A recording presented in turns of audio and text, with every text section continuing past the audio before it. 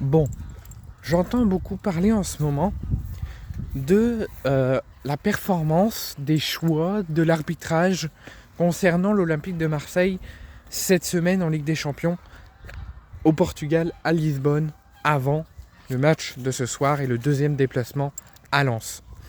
J'entends beaucoup parler, oui, l'UEFA est complotiste, oui, l'UEFA est corrompu, oui, l'arbitre a fait de la merde, oui, l'arbitre a fait que des mauvais choix, il était contre nous, Aubameyang a dit également la même chose. On va tout mettre au clair et on va revenir sur ce match de cette semaine en Ligue des Champions, pardon. Vous avez failli assister à une chute en direct sur la défaite de l'OM à Lisbonne.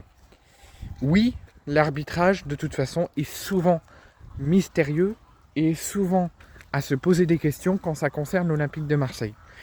Il y a toujours, que ce soit en Ligue 1 ou en Ligue des Champions ou en Coupe d'Europe, que ce soit l'arbitrage ou la faute de Deserbi ou l'OM, tu ne dois pas perdre au Sporting.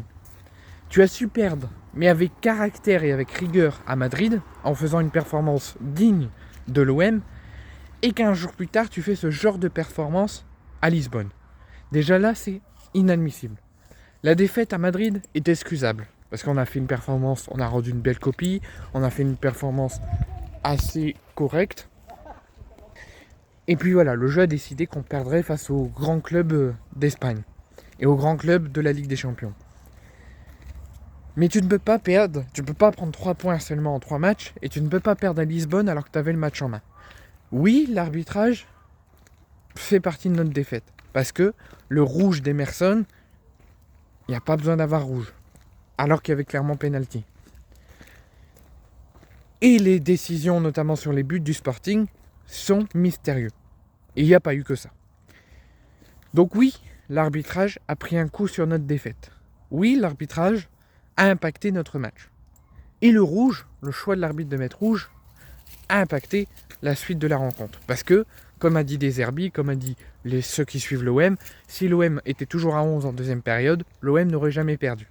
Oui, et ça ne concerne pas que nous, ça concerne tous les autres clubs. Quand l'OM ou quand une équipe de foot a le match en main et qu'ils prennent rouge, soit ils arrivent à contenir, mais la plupart du temps, ils perdent le fil du match et ils perdent des points ou ils perdent le match. Nous, ça s'est vu direct. On a reculé, on a laissé le Sporting jouer, on a douté, et derrière on a perdu.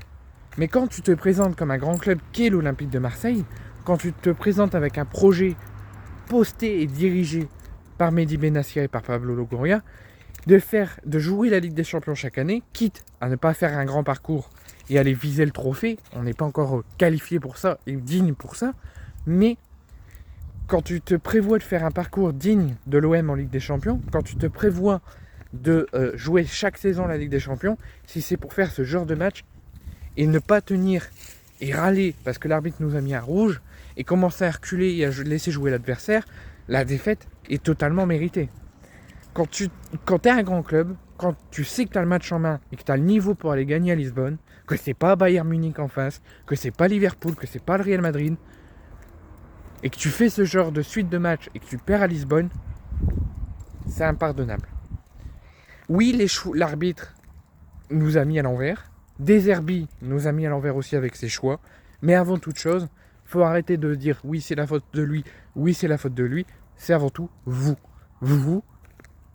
Vous n'avez pas voulu rendre une copie satisfaisante et une victoire qui nous tendait la main à Lisbonne.